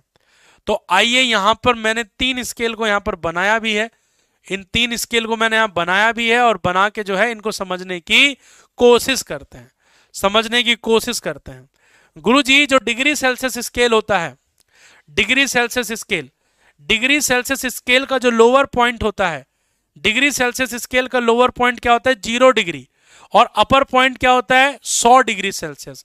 तो 0 डिग्री को क्या माना गया है, 0 डिग्री को बोलते हैं आइस पॉइंट। क्या बोलते हैं, आइस पॉइंट। आइस पॉइंट का मतलब है हिमांक बिंदु। आइस पॉइंट को क्या बोलते हैं, हिमांक बिंदु। और 100 डिग्री को क्या बोलते हैं, 100 डिग्री को हम लोग बोलते हैं बॉइलिंग पॉइंट। बॉइलिंग पॉइंट का मतलब है क्वथनांक बिंदु। कौन सा बिंदु, क्वथनांक बिंदु। ठीक है, यानी कि जहां पर पानी उबल जाए, तो जहां पर पानी उबल जाए उसको हमने 100 डिग्री माना है, और जहां पर पानी जम जाए उसको हमने 0 डिग्री माना है। ठीक है, लेकिन अगर आप फ़ारेनहाइट स्केल यूज कर रहे हो, अगर आप कौन सा स्केल यूज कर रहे हो, फ़ारेनहाइट स्केल यूज कर रहे हो, तो फ़ारेनहाइट स्केल में आइस पॉइंट को कितना माना गया, आइस पॉइंट को 32 डिग्री सेल्सियस माना गया। ठीक है, और बॉइलिंग पॉइंट को कितना माना गया, बॉइलिंग पॉइंट को 212 डिग्री सेल्सियस माना गया। कितना माना गया, 212 डिग्री सेल्सियस। यानी कि किसी भी थर्मोमीटर के लिए, आप मेरी बात को समझोगे तो आपको समझ में जरूर आएगा। यानी कि किसी भी थर्मोमीटर के लिए प्यारे बच्चों, अगर आप एक थर्मोमीटर स्केल बनाना चाह रहे हैं, आप एक थर्मोमीटर स्केल बनाना चाह रहे हैं, मतलब आप जो है क्या बनाना चाह रहे हैं, थर्मामीटर पैमाना बनाना चाह रहे हैं। एक थर्मामीटर पैमाना बनाना चाह रहे हैं, थर्मामीटर पैमाना। ठीक है, तो थर्मामीटर पैमाना बनाने के लिए आपको 2 चीजें बहुत जरूरी हैं, 2 चीजें बहुत जरूरी है। कौन कौन सी चीजें, एक लोअर पॉइंट, कौन कौन सी चीज, एक लोअर पॉइंट, लोअर पॉइंट का मतलब है निम्न बिंदु, लोअर पॉइंट का मतलब क्या है, निम्न बिंदु, ठीक है, निम्न बिंदु। और एक चाहिए आपको अपर पॉइंट, एक क्या चाहिए आपको, एक चाहिए आपको क्या, अपर पॉइंट। अपर पॉइंट का मतलब है उच्चतम बिंदु, ठीक है, यानी कि आपको चाहिए यहां पर एक उच्च बिंदु चाहिए, ठीक है। किसी भी, अगर आप थर्मामीटर स्केल को बना रहे हैं, थर्मामीटर पैमाने को बना रहे हैं, तो थर्मामीटर पैमाना बनाने के लिए दो चीजों की जरूरत है। भाई कोई भी पैमाना आप बनाओगे तो भाई उसमें एक सबसे नीचे वाला पॉइंट होगा और एक सबसे ऊपर वाला पॉइंट होगा। जैसे आप मान लो स्कूल का ज्योमेट्री बॉक्स है आपका, स्कूल वाला ज्योमेट्री बॉक्स निकालो, उस ज्योमेट्री बॉक्स में से स्केल निकाल लो, तो उसमें एक 0 है और एक क्या है आपका 15 है, यानी कि आपका स्केल का लोवेस्ट कितना है 0 और अपर कितना है आपका 15। लोवेस्ट कितना है 0 और अपर कितना है 15, ठीक है। सर आपसे बात कैसे होगी, मुकेश कुमार यादव ईमेल कर दीजिए बेटे, ठीक है। चलो ध्यान से समझो, आप मेरी बात को समझो भाई, जब समझोगे तभी समझ में आएगा ये। हाँ बता रहे हैं बेटे कितने कितने खांचे होते बता रहे हैं। तो अब हमने सबसे पहले बनाया, सबसे पहले नंबर एक पर हमने बनाया डिग्री सेल्सियस स्केल, नंबर एक पर हमने बनाया Celsius scale, degree Celsius scale, degree Celsius. तो डिग्री सेल्सियस जो स्केल होता है, डिग्री सेल्सियस स्केल, उसका जो लोअर पॉइंट है, यानी कि जो लोअर पॉइंट है, यानी कि जिसको हम क्या कह सकते हैं, आइस पॉइंट कह सकते हैं, जिसको हम क्या कह सकते हैं, आइस पॉइंट कह सकते हैं, उसको हमने 0 डिग्री सेल्सियस माना। और जो इसका अपर पॉइंट है, जिसको हम लोग क्या कह सकते हैं, आइस पॉइंट कह सकते हैं, इसको हम कह सकते हैं बॉयल स्टीम पॉइंट कह सकते हैं, स्टीम पॉइंट, यानी कि जहां पर भाप बननी शुरू हो जाए, स्टीम पॉइंट, ठीक है, वो कितना माना, 100 डिग्री सेल्सियस माना। तो डिग्री सेल्सियस स्केल में टोटल जो खांचे होते हैं, टोटल जो खांचे होते हैं वो कितने होते हैं, टोटल इसमें जो है 100 डिविजन्स होते हैं। टोटल इसमें कितने डिविजन्स होते हैं, 100 डिविजन्स होते हैं। टोटल यहां लिख देते हैं, टोटल इसके अंदर 100 डिविजन्स होते हैं, ठीक है। और एक डिवीजन, एक खांचा किसके बराबर माना गया, 1 डिग्री सेल्सियस के बराबर माना गया। एक खांचा किसके बराबर माना गया, ठीक है, एक खांचा किसके बराबर माना गया, वो माना गया 1 डिग्री सेल्सियस के बराबर। दूसरा जो स्केल है आपका, सेकंड वाला जो स्केल है, वो है आपका degree rumour scale, degree rumour scale. Degree rumour scale में, डिग्री र्यूमर स्केल में जो आइस पॉइंट है आपका, यानी कि जो हिमांक बिंदु है, हिमांक बिंदु कितना माना गया, हिमांक बिंदु 0 डिग्री र्यूमर को माना गया। और बॉयल स्टीम पॉइंट किसको माना गया, स्टीम पॉइंट माना गया 80 डिग्री र्यूमर को।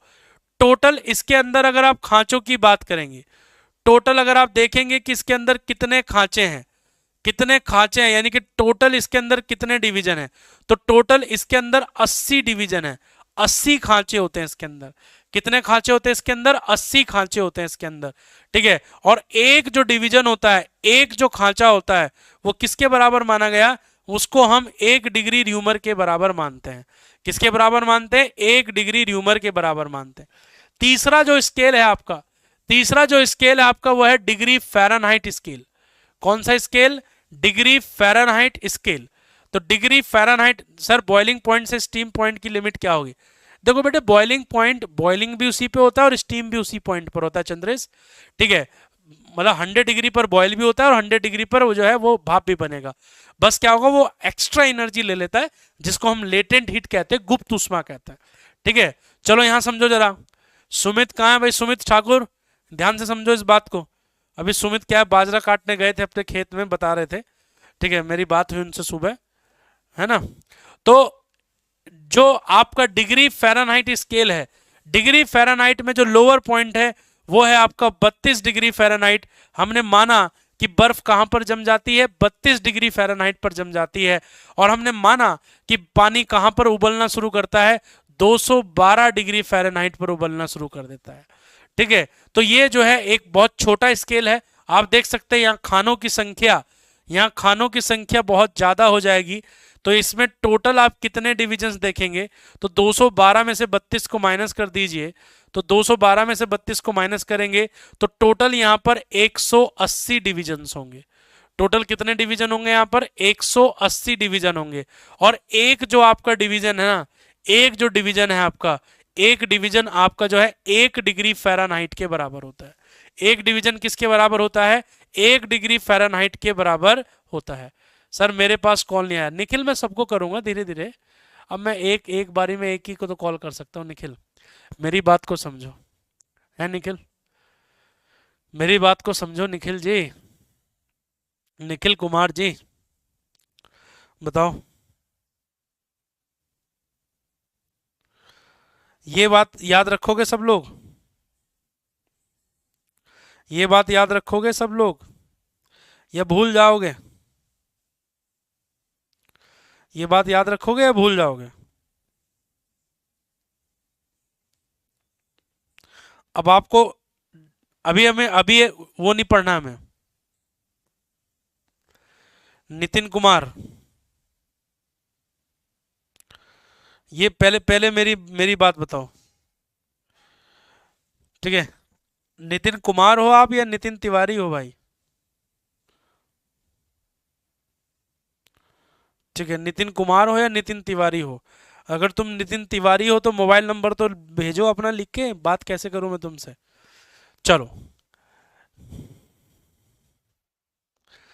आप कल वाले अंदाज में नहीं पढ़ा रहे बेटे, हर चैप्टर अलग अलग होता है। ये अभी चैप्टर का थ्योरी चल रहा है, अभी थोड़ा आगे आऊंगा तो कल वाले अंदाज भी वापस आ जाएगा। हर चैप्टर का बेटे अलग तरीका होता है। कल वाला कुछ अलग चैप्टर था और ये वाला कुछ अलग चैप्टर था, ठीक है? ये बात आप समझ लो, ठीक है? अब आइए चलिए आगे समझते हैं। आप हर हर चैप्टर को ना एक दूसरे से कंपेयर मत किया करो। हर चैप्टर को पढ़ने का तरीका अलग अलग होता है, ठीक है? हर चैप्टर को पढ़ने का तरीका अलग अलग होता है, ठीक है? चलो नेक्स्ट देखिए अब आगे। सर इनको कन्वर्ट कैसे करें सर? कन्वर्ट तो कन्वर्जन फॉर्मूला देखिए, कन्वर्जन फॉर्मूला आइए जरा समझिए बेटा। Conversion formula, conversion formula, conversion formula. बेटे अभी तो ये तो थ्योरी चल रही है ना बेटे, अभी इसमें कोई लॉ वगैरह नहीं बताया मैंने, ठीक है? कन्वर्जन फॉर्मूला, कन्वर्जन फॉर्मूला का मतलब है आप किसी भी टेम्परेचर को किसी भी टेम्परेचर में चेंज कैसे करोगे। देखो आपको चेंज करना है तो आपको डिग्री को चेंज करना है, तो याद रखना है टेम्परेचर T डिग्री सेल्सियस, इसका लोअर पॉइंट कितना है 0 बटे अपर पॉइंट कितना है 100 माइनस 0 बराबर बराबर। अब र्यूमर स्केल आ जाएगा, सो डिग्री डिग्री फ़ारेनहाइट ले लो, या तो डिग्री फ़ारेनहाइट, डिग्री फ़ारेनहाइट भाई, डिग्री फ़ारेनहाइट में लोअर पॉइंट कितना होता है 32 माइनस का 32 और नीचे आएगा upper minus lower, upper minus lower आ जाएगा, ठीक है? डिग्री र्यूमर स्केल में क्या होता है? डिग्री र्यूमर स्केल में लोअर पॉइंट क्या होता है? लोअर पॉइंट आपका क्या होता है 0 होता है और ये हो जाएगा आपका अपर माइनस लोअर, ठीक है? जब मैं कोई थ्योरी पढ़ाऊंगा ना, कोई लॉ वगैरह बताऊंगा, फिनोमिना बताऊंगा, तो वो कल वाले अंदाज में ही बताऊंगा। अभी तो ये तो बेसिक वो चल रहा है ना, ये थोड़ा सा टेम्परेचर वगैरह का, समझो इस बात को, तो ध्यान से समझो, ठीक है? तो ये फॉर्मूला बन गया T डिग्री सेल्सियस बटे गया 100 बराबर, ये बन गया आपका T डिग्री फ़ारेनहाइट माइनस का 32 बटे 180 बटे 180 बराबर, और ये कितना हुआ आपका T डिग्री र्यूमर और नीचे कितना हो गया आपका 80।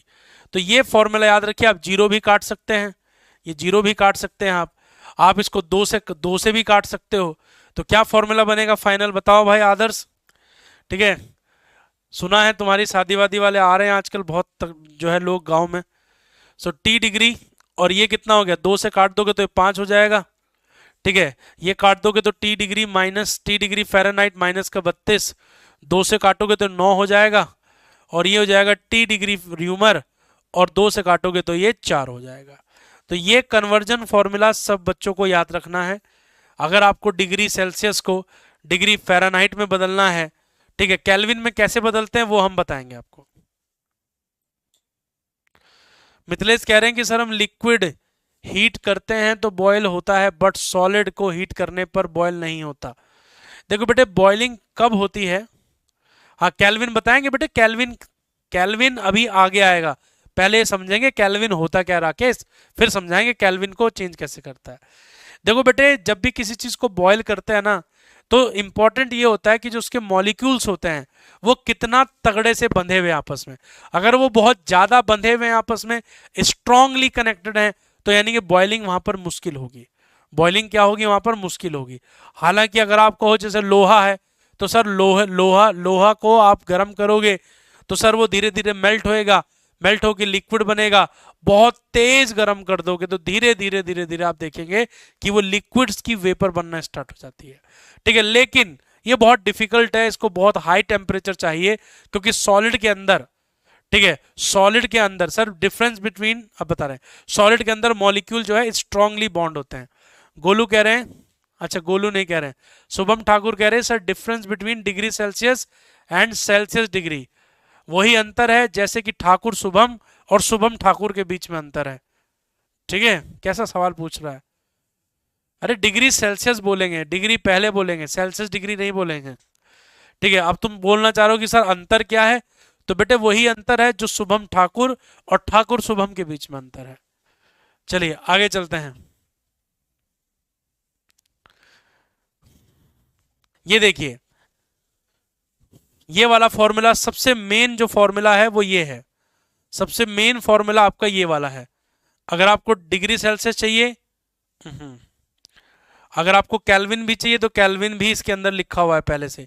हालांकि केल्विन को हम थोड़ा समझेंगे पहले कि केल्विन क्या है, केल्विन को समझेंगे तो ये फॉर्मूला जो डब्बे में मैं बंद कर रहा हूं, ये सबसे इंपॉर्टेंट फॉर्मूला है, सबसे इंपॉर्टेंट फॉर्मूला है। क्लियर हो रहा है? ये बात याद रखिएगा। चलिए अब आगे बढ़ते हैं और आगे हम आपको एक बात बताते हैं। अब हम आपको बताते हैं absolute scale of temperature, absolute scale of temperature. इसको थोड़ा सा समझना पड़ेगा बच्चों, ये बहुत इंपॉर्टेंट है, क्योंकि तभी आपको केल्विन समझ में आएगा, तभी आपको क्या समझ में आएगा, केल्विन समझ में आएगा। देखो, एक वैज्ञानिक हुए जिनका नाम था लॉर्ड केल्विन। ठीक है, एक वैज्ञानिक थे जिनका नाम था क्या, लॉर्ड केल्विन। तो लॉर्ड केल्विन ने क्या देखा, लॉर्ड केल्विन ने देखा कि अगर हम एक ग्राफ बनाएं, ग्राफ किस किस के बीच में बनाएं, ग्राफ बनाएं किसी भी गैस के वॉल्यूम और टेम्परेचर के बीच में, या फिर किसी भी गैस के प्रेशर और टेम्परेचर के बीच में, है ना। ज्यादा समझिए, ध्यान से समझिए जरा। तो कह रहे हैं कि अगर हम आयतन और तापमान के बीच में ग्राफ बनाएं तो हम देखते हैं कि जैसे जैसे तापमान बढ़ता है वैसे वैसे इसका जो वॉल्यूम है, वैसे वैसे इसका जो आयतन है, वो आयतन भी बढ़ने लगता है, वो आयतन भी बढ़ने लगता है। तो लॉर्ड केल्विन ने सोचा कि अगर हम टेम्परेचर को कम करें तो क्या होगा, टेम्परेचर को कम करेंगे तो उन्होंने सोचा कि एक टेम्परेचर ऐसा जरूर आएगा जहां पर गैस का वॉल्यूम जीरो हो जाएगा, जहां पर गैस का वॉल्यूम जीरो हो जाएगा। उसी तरीके से अगर किसी गैस के प्रेशर और टेम्परेचर के बीच में एक रिलेशन बनाने की कोशिश करें तो हम देखते हैं कि जैसे जैसे टेम्परेचर बढ़ाते हैं वैसे वैसे प्रेशर भी बढ़ रहा है। तो लॉर्ड केल्विन ये कह रहे हैं कि ऐसा हो सकता है कि एक तापमान ऐसा आए जहां पर गैस का प्रेशर जीरो हो जाए। तो ये जो काल्पनिक है, ये जो काल्पनिक टेम्परेचर है, ये जो इमेजिनरी टेम्परेचर है, कैसा टेम्परेचर, इमेजिनरी टेम्परेचर है। इमेजिनरी का मतलब ये जो काल्पनिक जो है, कल्पना जो आप कर रहे हो, ये जो कल्पना आप कर रहे हो, किस चीज की कल्पना, ऐसी कल्पना कि एक ऐसा तापमान, ठीक है, एक ऐसा तापमान या उतना तापमान, या आप कह सकते हैं वो तापमान, वो तापमान, वो तापमान जिस पर, वो तापमान जिस पर गैस का आयतन, गैस का आयतन, गैस का आयतन या फिर गैस का दाब शून्य हो जाए। आप ऐसे तापमान की कल्पना कर रहे हो, ठीक है, गैस का दाब क्या हो, शून्य हो जाए। ठीक है, आप एक इमेजिनेशन कर रहे हो, ठीक है, अ temperature, a temperature, a temperature at which, a temperature at which volume and pressure, volume and pressure of a gas, of a gas is 0, तो ऐसे तापमान को ही क्या कहा गया? ऐसे तापमान को ही कहा गया क्या? Absolute zero. इसी को क्या कहा गया? Absolute zero. एब्सोल्यूट जीरो का मतलब क्या है? सर प्रीवियस कब से स्टार्ट होगा? ठीक है, प्रीवियस कब से स्टार्ट होगा बेटे? एयरफोर्स का प्रीवियस तो देखो ऑनलाइन होता है एग्जाम, मेमोरी बेस होता है। ठीक है, वो कराएंगे, स्टार्ट कराएंगे आपको। तो पहले ये तो पढ़ते नहीं हो, फिर कहते हो सर समझ में नहीं आता है। पता नहीं कहां कहां की बातें करते रहते हो मेरे से। ठीक है, कहां कहां की बातें करते रहते हो, ध्यान से समझो, ध्यान से समझो। एब्सोल्यूट जीरो को हम कहते हैं परम शून्य तापमान। क्या कहते हैं? परम शून्य। तो परम शून्य तापमान किसको कहा गया प्यारे बच्चों?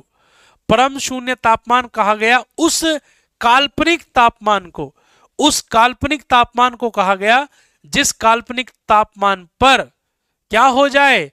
जिस काल्पनिक तापमान पर गैस का आयतन और गैस का जो दाब है वो पूरी तरह से क्या हो जाए? जीरो हो जाए, शून्य हो जाए, जीरो हो जाए। ये बात याद रखिएगा। इस काल्पनिक तापमान को हम क्या कहते हैं? परम शून्य तापमान कहते हैं। तो लॉर्ड केल्विन ने इसको क्या कहा? लॉर्ड केल्विन ने इसको एब्सोल्यूट जीरो कहा। क्या कहा लॉर्ड केल्विन ने इसको? एब्सोल्यूट जीरो कहा। Absolute zero. ठीक, एब्सोल्यूट जीरो को कितना बोलते हैं? एब्सोल्यूट को बोलते हैं जीरो केल्विन। ओके नहीं लिखा हुआ है, जीरो केल्विन। क्या लिखा हुआ है? Zero kelvin. जीरो केल्विन है ये। और अगर हम ये कहें कि जीरो केल्विन किसके बराबर है? जीरो केल्विन किसके बराबर है? यह है आपका -273। -273। जीरो केल्विन कितना टेम्परेचर है? जीरो केल्विन कितना टेम्परेचर है? 273.15 डिग्री सेल्सियस। इतना टेम्परेचर को, इसको हमने कहा परम शून्य तापमान। क्या कहा? परम शून्य तापमान।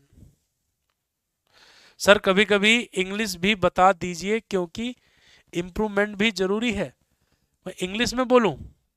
ये बैच कब तक चलेगा, आइडिया है कुछ? जनवरी तक या फरवरी तक? ये बैच कब तक चलेगा मेरे पे आइडिया तो नहीं है। मेरे पे वोडाफोन का सिम है। ठीक है, अच्छा वोडाफोन आइडिया तो दोनों एक ही हो गए। हाँ, अभी आइडिया तो आपको जो है बताया था कि एग्जाम तक आपका ये कोर्स चलेगा। ठीक है, चलो भाई। हाँ, नवंबर एंड तक सिलेबस हो जाएगा, फिर आपका दिसंबर और जनवरी में पूरा प्रैक्टिस चलेगा। चलो भाई, चलो अनूप।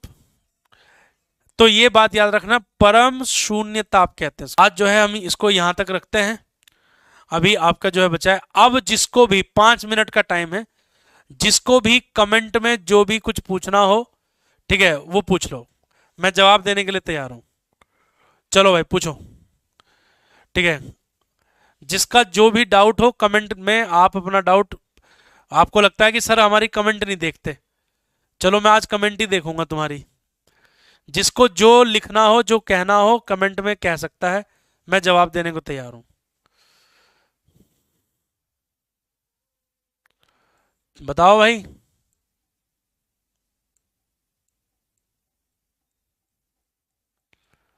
तुम लोग शिकायत करते हो ना कि सर कमेंट ही नहीं देखते, कमेंट ही नहीं देखते। आज 5 मिनट तुम्हें कमेंट देखने के लिए दे दिया मैंने।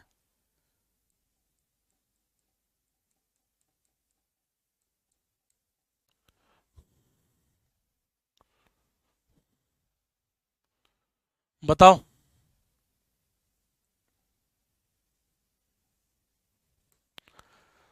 सर आप वीडियो वाईटी के सेंटेंस को न्यूमेरिकल अच्छा हो जाएगा। ठीक है, पूछो भाई जिसको ज्यादा। जे एडवांस का कोई पेड बैच अभी नहीं है। सर प्रिंटेबल नोट्स पहले भेज दिया करो। ठीक है सर। फिजिक्स कैसे इंप्रूव करें? फिजिक्स को इंप्रूव करने के लिए मैंने आपको कहा है कि आप रिवीजन करें और जो 11वीं 12वीं की आपकी जो किताब है, ठीक है, उसके एग्जाम्पल लगाएं। आपके पास कुमार मित्तल है, ठीक है, वो कर लीजिए, कोई भी है। सर लूसेंट का न्यूमेरिकल उसमें कुछ अच्छे हैं, कब करवाओगे? प्रिंस पांडे अगर ऐसा है तो आप उसकी फोटो बना के हमें ईमेल कर दो सारे। ठीक है सर। हॉलीडे कब से होगी? हॉलीडे के लिए ठीक है, आप सिर्फ याद याद रखिए कि जिस दिन दीपावली है वो उसी दिन का जो है छुट्टी होगा, छोटी बड़ी दिवाली का। बाकी कोई छुट्टी मैं तो अपनी तरफ से नहीं देने वाला, मैं तो पढ़ाऊंगा। ठीक है सर, मैं क्लास के क्वेश्चन एंड यूट्यूब के क्वेश्चन कर रहा हूँ, उनको रिवाइज, हाँ बहुत अच्छा, उनको रिवाइज करते रहो। और 11वीं 12वीं की, ठीक है, 11वीं 12वीं की जो आपकी किताब है, ठीक है, उसके एग्जाम्पल लिखते रहो, उसके एग्जाम्पल को करते रहो। मैं सबको यही बोल रहा हूँ। सर आप कब सोते हैं? हाँ, सोने का टाइम मिथिलेश मेरा जो है 11 बजकर जो है 40 मिनट पर है। मैंने वो स्लीपिंग अपना जो है फोन में अलार्म लगाया हुआ है। फिजिक्स का कौन सा बुक ले? अभी कुछ मत लीजिए, अभी जितना मैं आपको पढ़ा रहा हूँ, ठीक है, वो वाली चीज़ों को आप रिवाइज करते चलो। ठीक है, और जितने क्वेश्चन मैंने करा दिए वो क्वेश्चन आप रिपीट करते रहो। 11वीं 12वीं की किताब है, उसके सॉल्व्ड एग्जाम्पल से प्रैक्टिस करते रहो। ठीक है, हाँ कॉल कीजिएगा अफरोज आलम। ठीक है, हाँ ट्रिपल पॉइंट कल पढ़ाएंगे। सर टेस्ट किसका होगा? टेस्ट होगा आपका जो है, जहां तक मैंने पढ़ा दिया है, मैंने बार बार कहा टेस्ट का सिलेबस मत पूछा करो। जो ये करंट चैप्टर है ये तो नहीं आएगा, जो पूरा हो चुका है वहां तक आएगा। सर एनसीईआरटी न्यूमेरिकल नहीं होता, नहीं नहीं, आप एनसीईआरटी का प्रिंस पांडे जो हैवी न्यूमेरिकल्स है वो ट्राई मत कीजिए। आप जो है कुमार मित्तल की कोई बुक होगी, दिनेश होगी, प्रदीप होगी, कोई भी बुक है, उनके एग्जाम्पल जो सॉल्व एग्जाम्पल है उन पे ज़्यादा ध्यान लगाइए। हाँ बिल्कुल सही है, बहुत बढ़िया किताब है। ठीक है, एक बात और, आप शादी कब करें? अरे यार शादी अनूप कर लेंगे, काम की बात पूछो। ठीक है, गूगल क्लासरूम के क्वेश्चन सफिशिएंट है का? बहुत सफिशिएंट है सुनील। और दीपावली के बाद यानी कि 1 नवंबर से मैं आपको डीपीपी भी देना शुरू करूंगा। सर जी मेरा नाम भी लो, रिंकू सिंह। हाँ सही है। कोस्ट गार्ड की तैयारी कैसे करें? देखो कोस्ट गार्ड की तैयारी करने के लिए आपको थोड़ा सा वाई ग्रुप का सिलेबस भी पढ़ना पड़ेगा। ठीक है, थोड़ा सा वाई ग्रुप का सिलेबस भी पढ़ना पड़ेगा, और कोस्ट गार्ड में इतना ज़्यादा मुश्किल पेपर नहीं आता है। ठीक है, आप आराम से कर लोगे। तो इतना मटेरियल यूट्यूब पर पहले ही अवेलेबल है, मेरी क्लासेस देख सकते हो, बहुत सारे क्वेश्चन हैं। मोहसिन मलिक गुस्सा हो रहा है, क्यों गुस्सा हो रहा है भाई मोहसिन? ठीक है, मेरा कुछ डाउट नहीं रहता। अच्छा सर मैं ग्रुप में ऐड नहीं हूँ, देखो ग्रुप में तो मैं भी ऐड नहीं हूँ। ठीक है, हाँ हाँ। गूगल क्लासरूम क्या है? गूगल क्लासरूम एक जो है मटेरियल के लिए एक गूगल ड्राइव का एप्लीकेशन है। ठीक है, आप उसको डाउनलोड कर सकते हैं और ज्वाइन कर सकते हैं उसको। मेरी यूट्यूब वीडियोस देख लेना, उसमें मैंने सब बताया हुआ है। सर देहरादून में छठ पूजा सेलिब्रेट होती है? बिल्कुल होती है, छठ पूजा मनाते हैं यहाँ पर लोग। ठीक है, हो गया। अब तो तुम पर्सनल कमेंट कर रहे हो अब हट। शुभम ठाकुर, शुभम ठाकुर ट्रिपल पॉइंट कल बताएंगे बेटे, कल कल आएगा, कल के लेक्चर में बताएंगे। ठीक है, सत्यानारायण प्रजापति जी, गूगल क्लासरूम जो है सिर्फ एक ऐप है जिसके अंदर मटेरियल्स अवेलेबल है। यूट्यूब का वीडियो देख लीजिएगा, उसमें मैंने कोड बताया हुआ, वहां से कोड ले लीजिएगा। असिस्टेंट कमांडेंट का पेड बैच अभी नहीं है फिलहाल। हाँ, गूगल क्लासरूम लेना जरूरी है? अरे फ्री है वो, लेना जरूरी क्या है? पैसे थोड़ी ना उसमें कुछ उसमें पैसे नहीं है बेटे। हाँ फ्री है वो। ठीक है, हाँ पासवर्ड मैं यहाँ लिख देता हूँ, पासवर्ड लिख देता हूँ। पासवर्ड है मेरी गूगल क्लास का, पासवर्ड ये है MZBVEEK। ठीक है, गूगल क्लासरूम डाउनलोड कर लेना। गूगल क्लासरूम डाउनलोड करने के बाद ज्वाइन क्लास कर लेना। ठीक है, ज्वाइन क्लास, क्लास कोड मांगेगा, ये डाल देना, ये क्लास कोड है। ठीक है, चलो भाई मिलते हैं आगे। क्या कह रहे हैं मुकेश, कुछ कह रहे हैं? एसएल अरोरा से पढ़ते हैं? हाँ बिल्कुल अच्छा है बेटे, एसएल अरोरा बहुत अच्छी किताब है। एग्जाम्पल्स लगाओ, उनके एग्जाम्पल लगाओ। ठीक है, वाईटी की क्लास समझ में नहीं आती, मोहसिन मलिक थोड़ा सा जो है, थोड़ा सा समझने की कोशिश करना। 50% भी समझ लो, 50% भी समझ लोगे तो हो जाएगा। देखो आज मैंने पूरे 5 मिनट दे दिए तुमसे, तुम्हें बात करने के। ठीक है, अब फिर मत बोलना सर हमसे बात नहीं करते हैं। चलो भाई मिलते हैं फिर बाद में, बाय बाय, जय हिंद।